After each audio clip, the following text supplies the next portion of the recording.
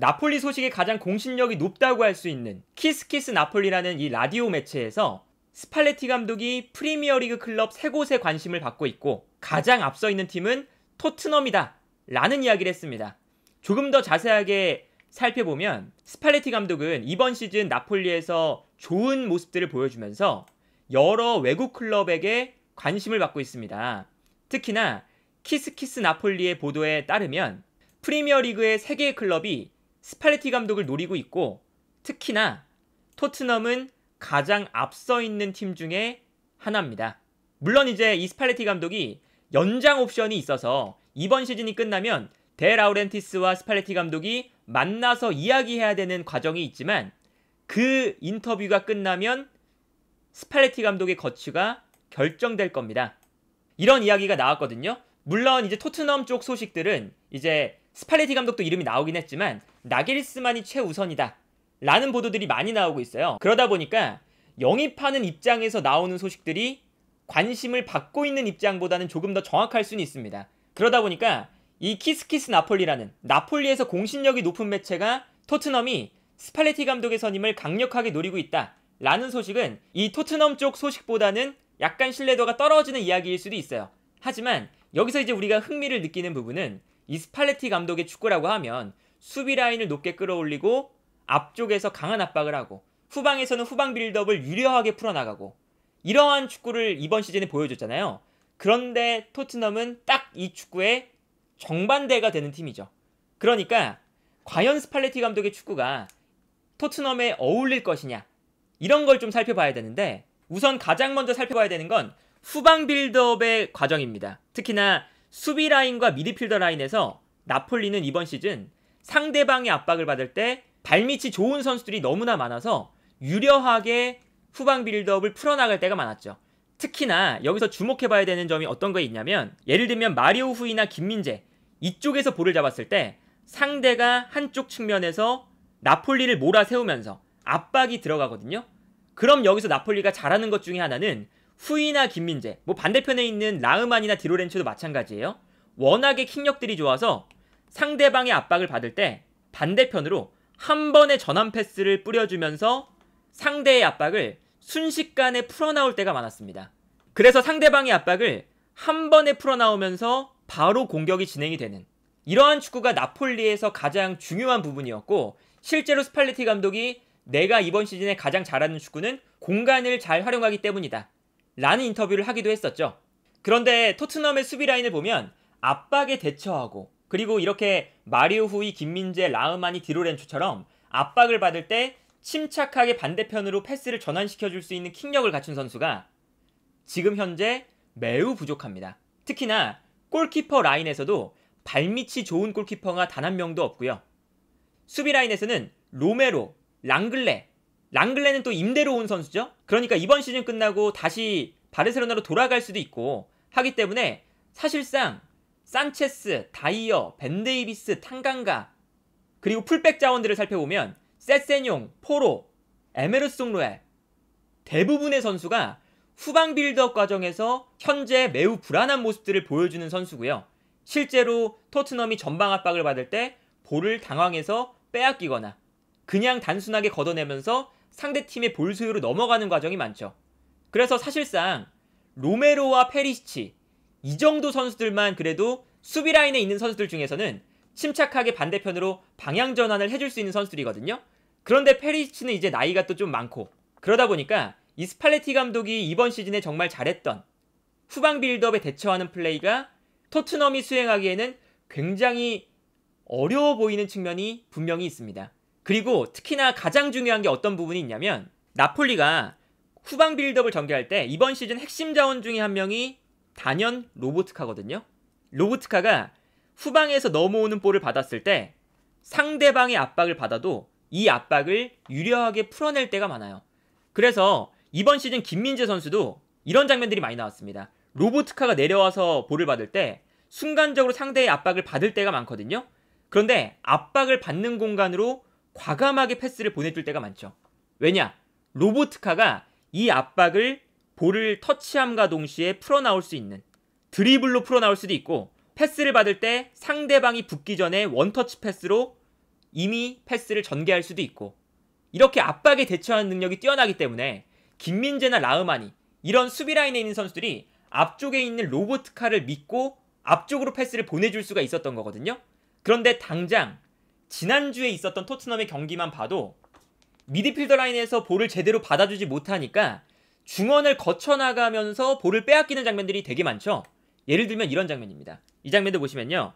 스킵이 내려와서 볼을 받고 있어요. 근데 스킵에게 볼을 주는 순간 당연히 상대팀은 스킵을 압박하기 시작합니다. 그런데 스킵이 볼을 받았을 때 빠르게 패스를 하거나 좋은 터치를 가져가지 못하니까 볼을 받았을 때 상대방의 압박에 둘러싸이고요. 압박에 둘러싸여서 스킵이 또 당황을 해요. 당황을 해서 전방으로 패스를 보내주는데 이 패스가 부정확하게 나가면서 상대팀에게 볼을 빼앗기는 장면을 볼 수가 있죠. 이 위치에서 볼을 빼앗기면 당연히 상대팀 입장에서는 공격을 쉽게 전개할 수가 있었고요. 이 장면뿐만 아닙니다. 이 장면도 마찬가지예요. 보시면 이번에는 스킵이 조금 더 여유로운 상황이에요. 아무도 압박을 안 하고 있는 상황이기 때문에 앞쪽으로 패스를 보내주거든요. 근데 스킵이 볼을 받는 순간 볼 터치도 좋지 않고 판단이 좋지 않다 보니까 상대팀의 압박에 둘러싸입니다. 그리고 여기서 볼을 빼앗기죠. 그래서 볼을 빼앗기자마자 곧바로 상대팀은 공격할 수 있는 아주 좋은 찬스가 만들어져요. 그러다 보니까 아까 그 나폴리와는 다르게 이 토트넘은 수비 라인에서 앞쪽에 있는 스킵이나 호이비에르를 믿고 패스를 앞쪽으로 보내주기가 어려운 상황이거든요. 심지어 그 역할을 그래도 해줄 수 있는 벤탄쿠르는 장기 부상을 당했죠. 그래서 어떤 장면이 또 나오냐? 이런 장면이 나옵니다. 로메로가 볼을 끌고 올라오고 있는데 호이비에르, 스킵 이런 선수들이 패스를 못 받아주니까 로메로가 고민을 해요. 중원을 거쳐가지 못합니다. 그래서 로메로가 약간 무리하게 앞쪽으로 패스를 보내줘요. 중원을 거쳐가지 못하고요. 근데 로메로도 전진 패스 능력이 정말 어마어마하게 뛰어난 편은 아니라서 이 패스가 무리하게 나갈 때 상대방에게 차단을 당합니다. 이렇게 되면 당연히 또다시 역습을 당할 수밖에 없는 상황이 펼쳐지게 되는 거죠. 그러니까 현재 이 나폴리와 토트넘의 가장 큰 차이점 중에 하나는 일단 후방 빌드업부터 약간 차이가 납니다. 수비 라인에서 나폴리처럼 볼을 잘 다루고 압박에 대처하는 선수가 부족하고요. 미드필더 라인에서도 마치 로보트카처럼 볼을 받았을 때 유연하게 풀어나올 수 있는 미드필더도 현재 토트넘에는 부족한 상황이다.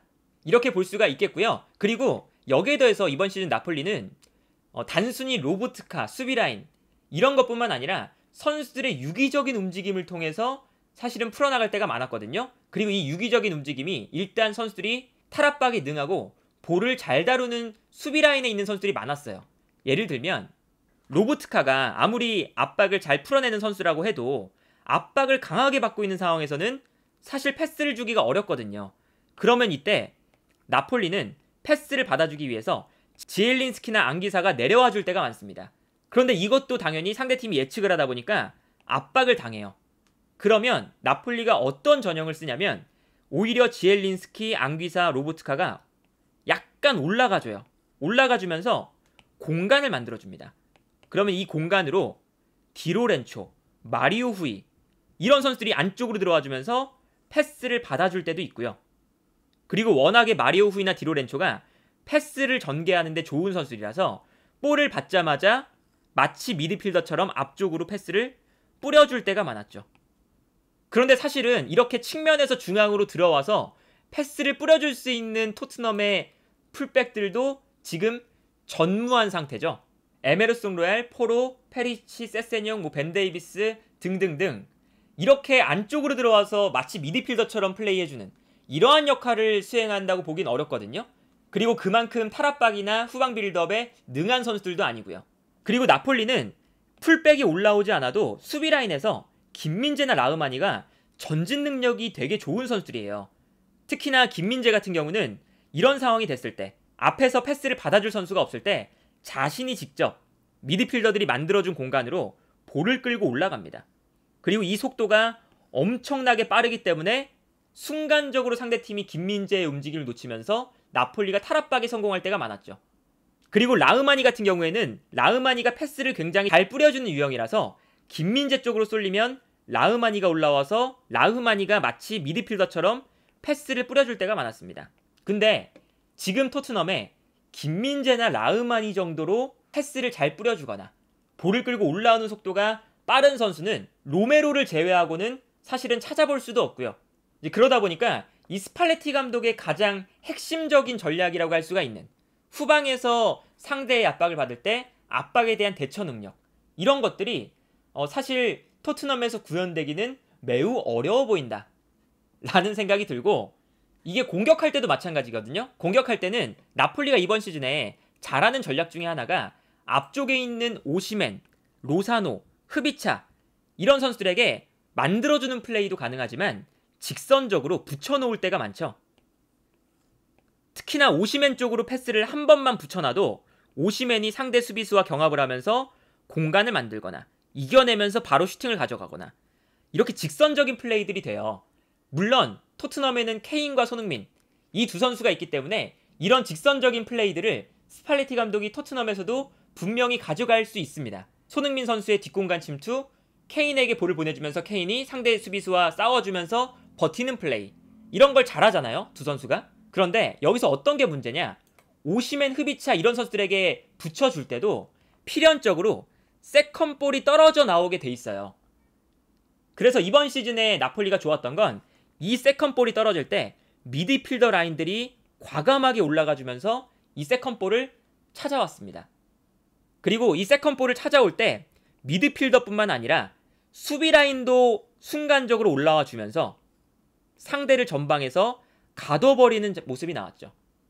그러다 보니까 상대가 이 세컨볼을 먼저 차지한다고 해도 나폴리의 압박에 막혀서 볼을 빼앗기거나 풀어 나왔을 때도 수비 라인에서 계속 압박을 하니까 역습이 쉽지가 않았거든요.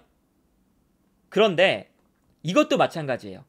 토트넘이 미드필더 라인을 보면 사실 스킵이나 비수마, 호이비에르, 벤탄쿠르 이런 선수들은 그래도 중원 싸움에 강점이 있는 선수들이에요. 그래서 토트넘이 중원 싸움을 할 때 보면 세컨볼 싸움에서는 그렇게 막 패배를 하거나 그런 장면들이 많이 나오진 않습니다. 특히나 최근에는 스킵과 호이비에르가 세컨볼을 가져오는 이 싸워주는 플레이는 잘하거든요. 그런데 문제는 뭐냐, 미드필더가 올라왔을 때 수비 라인이 같이 올라오는 플레이를 못한다는 거죠. 근데 만약에 수비 라인이 같이 못 올라오게 되면 이 세컨볼 싸움에서 한 번이라도 지면 바로 상대팀이 역습을 해서 너무나 수월하게 공격을 전개할 수가 있습니다. 그런데 토트넘의 현재 수비 라인에서는 로메로를 제외하면, 계속해서 지금 이 수비 라인을 얘기할 때 로메로를 제외하면이라는 얘기가 많이 나오는데 정말 로메로를 제외하면 올라와서 수비를 해줄 수 있는 선수도 없어요.